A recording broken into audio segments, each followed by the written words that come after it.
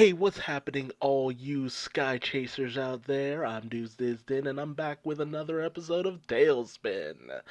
No, no, DuckTales, right? DuckTales, the 2017 version. This is episode 20 of season 3, titled The Lost Cargo of Kit Cloudkicker. And this is an episode I've been waiting so long for. It is the DuckTales Tailspin, that's a lot of tails, crossover episode. And seeing the sea duck being chased by sky pirates, oh man, that brings me back something fierce. Yes, if you didn't know, Tailspin, a long, kind of lost series, I guess you could say. Very old-ish. I mean, 20 years, a little over 20 years, I guess you would call that old. Yes, I am fairly old, but man, I love Tailspin. Such a good series. Very much around the time when DuckTales was also coming out, or more or less coming to its end, I think it was. Tailspin was also a great series. And you see this plane, the Sea Duck, being chased by sky pirates, and is piloted by none other than Kit Cloudkicker, which is very apropos, as back during Tailspin, Kit Cloudkicker was a young boy, an orphan boy in fact, who had joined the Sky Pirates for about a year before he stole one of their big gets that they were delivering to Shere Khan. Shere Khan, you mean from the Jungle Book? Yes, Shere Khan from the Jungle Book. Tailspin was actually kind of like a weird anthropomorphized version of a lot of the characters from the Jungle Book. So you got to see like Baloo, Shere Khan, just all that good stuff. It was a wild ride. And Kit kind of took the place of Mowgli in that series, calling Baloo Papa Bear and, being called Little Britches by Baloo. It was such a good time. And we see a grown up Kit Cloudkicker who has apparently taken over Baloo's business, Hire for Hire, and is in the process of delivering some cargo, and is trying his best to evade his old boss, Don Carnage. Although it's never brought up that they were old acquaintances, although Don Carnage does call Kit his nemesis, so I guess it's kind of implied, which makes Don Carnage a lot older than he seems. He's got to be at least in his 40s. But we see that Kit is actually transporting something from fowl, apparently, as well as some goats and chickens. And as he does his best to just showboat a little and destroy the Sky Pirates' planes, we see that this object is some kind of rock, a stone that has the appearance of a creature called a wuzzle. This wuzzle in particularly is called Bumble Lion from that old show where it was all about two animals combined into one and their adventures and all that. Very cutesy, very fluffy and all that kind of stuff. Very much like heffalumps and woozles from Winnie the Pooh kind of thing. And we see its effects in effect, where it combines the ghost and chicken into one, and Kit, upon seeing this, and understandably, opens his hangar door and just lets that thing fly into the ocean. But he's just like, yeah, ooh, I was supposed to deliver that. That's not good. So we then cut over to seeing that Dewey is actually taking lessons in flying from Della, and he's actually really good at flying. Man, who would have thought? And they are heading off to Cape Suzette in order to meet up with Kit Cloudkicker because they've gone after one of Isabella Finch's lost relics, the Stone of What Was, making two into one. Like the Bumbleian, like the Wuzzles, all that good stuff. And as they approach Hire for Hire's base of operations, Della tells Dewey, land it on in nice and easy. And as he really starts to do it, because he's actually apparently a very good pilot, when Huey makes the comment, yes, do it nice and plain, Dewey takes maximum offense to plain, average, standard, basic? No! Dewey doesn't do basic, and he does this fancy landing and ends up basically crashing the Sun Chaser. Even when not piloted by Launchpad, the Sun Chaser still gets the business end of the crash.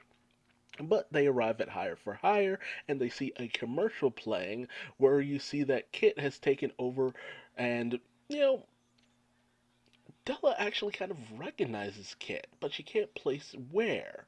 We see that, oh, Baloo, Papa Bear, I miss you, man. I'm glad that they're doing this kind of, oh, it's in the future kind of thing, making it so that kind of like the events of Tailspin take place before this. The events of Rescue Rangers, I guess, take place after this. It's a weird shared universe going on, but it's very fun to see that Kit has continued on the quote unquote family business as Blue was very much like a father figure to Kit. And we even get to see the young Kit and Molly Cunningham because Baloo had his business Hire for Hire, but it ended up being bought out by Melissa Cunningham. I think that was Molly's mom's names. But she bought the plane, the Sea Duck, and basically owned Baloo's business for the most part. And Kit used to go on the back of the Sea Duck, tethered to a rope, and he'd go flying through the sky on this thing called the airfoil. It was such a fun time.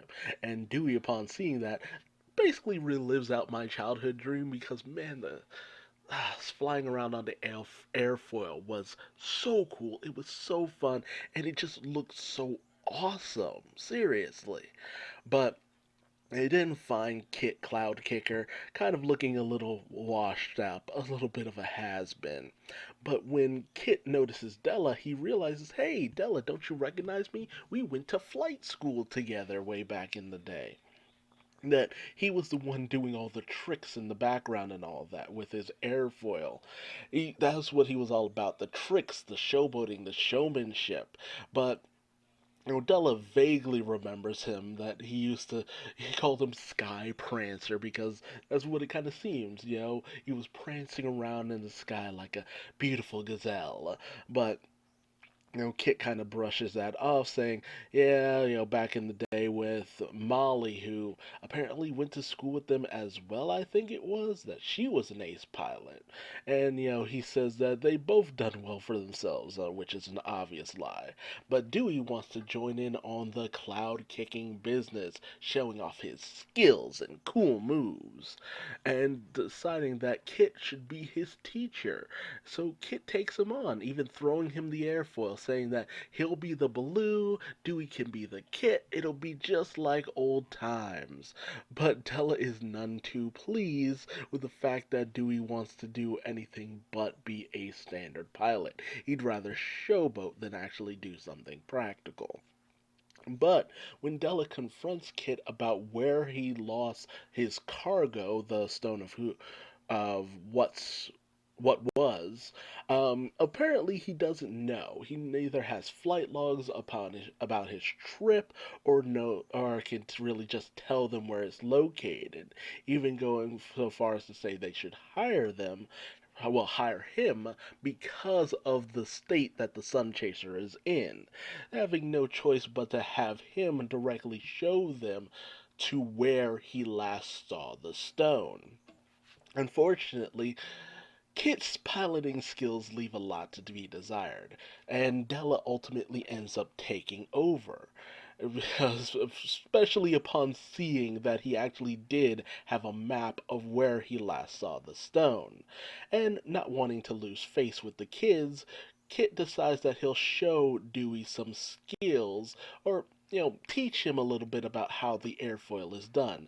Unfortunately, it's an actual terrifying experience because, while Dewey is very skilled, this is a little bit much for him. But we see that Don Carnage, having been hired by Fowl to track down the stone, sees two of his arch nemesises all in the same place. So, of course, he goes in to taunt and just go after Dewey.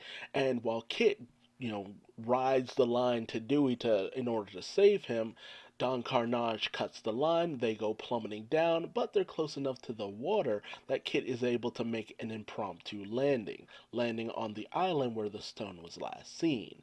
Although Della is none too pleased that Kit put her son in so much danger, but they set upon the island, finding some weird looking tracks that belong to none other than a rhinoki? A rhinoki, a combination of a gorilla and a monkey, or a gorilla, a rhino and a monkey. There we go. I think that's it. A rhino and a monkey, or a rhino and a gorilla. Either way, primate and rhino, very dangerous stuff. And while Dewey wants to perform some tricks and stylishly defeat the monster, Della just throws the airfoil and smacks the Rhinoki in the face. They then come upon the air pirates trying to take the stone. Unfortunately, every time they touch it, they're transformed into these horrifying things. Like, this is some nightmare fuel going on here. Like, and we just kind of brush a lot of this to the side. As far as I know, there is no changing back after this happens to you, which is really messed up. But Della tells everyone, especially Kit, to wait while she goes after the stone, only to slip on some weird looking rocks. Dewey sees this as his opportunity to go in and save the day, only to immediately be captured by Don Carnage, as Kit tries to steal one of the pirates' ships, only for him to immediately crash it. Like, this dude is really giving Launchpad a run for his money. I love Kit, but man, grown-up Kit is kind of a bummer. Seriously. But Della then realizes that she's not on some weird slippery rocks. It's actually a cocoon. A cocoon for a butter bear. A butterfly and a bear, which, butter bear. Sounds like a little like butter beer. Just saying. And as Della basically uses the butter bear to just terrorize the rest of the sky pirates, Don Carnage tells a Peg Meg to tie up the stone so they can fly it out of there. But the bear ends up being tied up in all of the ropes, and as Della is able to fly off with the stone, getting it away from the pirates. And as Kit and the rest head to the Sea Duck, he tries to figure out how to pilot again because he's really losing confidence in his skills, while Dewey wants to go out and try the airfoil one more time. But Huey tells him, no, you need to stop. You're good at piloting. No showboating, no just showing off. Just do what you're good at instead of trying to be something that you're not. And Kit kind of admits that maybe he's not really that great of a pilot. That he's not the ace pilot that he's trying to make himself out to be. That he's only ever been good at cloud kicking. And maybe they should kind of switch roles on this one. And Huey gives Dewey the encouragement that while it might be mundane and boring, it's the best way to save their mom. And Dewey is really great at piloting. And so, as Don Carnage catches up to Della and the Butterbear, in comes Kit Cloudkicker, dislodging the line that Don Carnage had attached to the stone, as Dewey manages to do a damn fine job being an ace pilot, as Kit Cloudkicker destroys the engines of the other sky pirates, and Della is very impressed by the amount of style that he has. Kit Cloudkicker was always good at cloud kicking. Let it never be said that he wasn't. And as Kit tries his best to, battle it out with Don Carnage, Della proceeds to detach the stone from the Butterbear, and Dewey manages to gracefully just balance the stone right on the nose of the sea duck. Like, man, Dewey is a really good pilot. And Kit manages to knock Don Carnage into the sea, and with the Butter Bear freed, Della says goodbye to the new friend that she made. And, Kit actually is kind of cool with just, having been able to experience cloud kicking one more time. He thought he grew out of it, but it really is his lifelong calling. And Della is just happy that her son is really just taking to something that he's just so talented at. And as they head back to Cape Suzette at Higher for Hire. Della is absolutely thrilled with the skills that Dewey showed off as Kit loads up the stone, and Dewey just kind of accepts that, you know what, it might not be flashy, but I can still be an ace pilot, and that in and of itself can be pretty cool. Which I'm like, dude, being an ace pilot, you could be a stunt pilot if nothing else. Just learn the basics and you can do whatever the hell you want. And Della comments that, yeah, because you weren't that great at cloud kicking. But Kit, man, the way he flies is something else. Then Kit hands them the bill because he's still trying to save his business and keep the sea duck. But we find out it's already been purchased after being sold off by the bank to none other than Molly Cunningham, who has taken on the role of Danger Woman. Molly, when she was little back in the old Tailspin days, was very into this one character called Danger Woman. And to see that she's grown up to be this high flying performer is actually very interesting and surreal. And so Molly has taken on to this new business and wants Kit to be her new act. And Kit agrees. And it's great to see this because ultimately they were never, their parents. Well, kind of their parents. Molly wasn't her mom. Kit is never going to be Blue. It's great that Kit wanted to live up to that legacy, but he needs to do what he can do. And what he's great at is cloud kicking. Like, dude, be the high flying performer and showboat that you were always destined to be. It's what you're great at, and I'm glad to see it. And, Della is glad as well, as ultimately Kit wasn't that great of a pilot, but he's a damn good cloud kicker. Meanwhile, Don Carnage laments the fact that Fowl will have his head for his failure. That is, until he notices a piece of the stone floating in the water. Don Carnage hasn't failed just yet. I love stuff like this. I love stuff where the bad guy, while they do fail, they do manage to make it out with what they were seeking. And what Fowl is after with this stone, ooh, I feel like it's all going to be coming together in the next few episodes. We have 2 episodes left, ladies and gentlemen.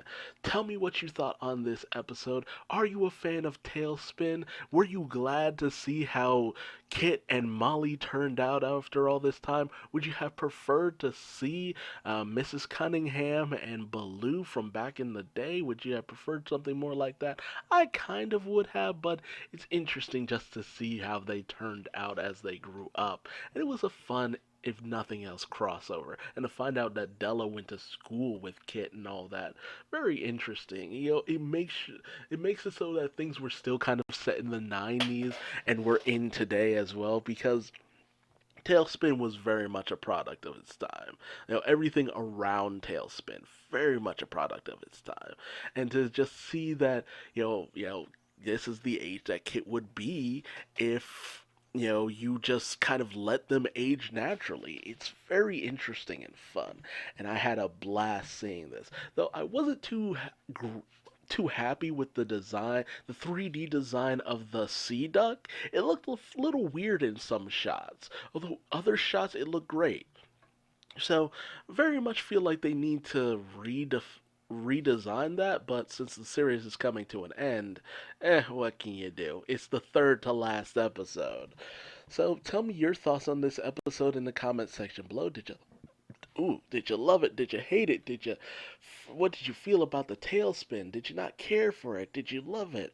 please tell me in the comment section below so that we can fanboy about it.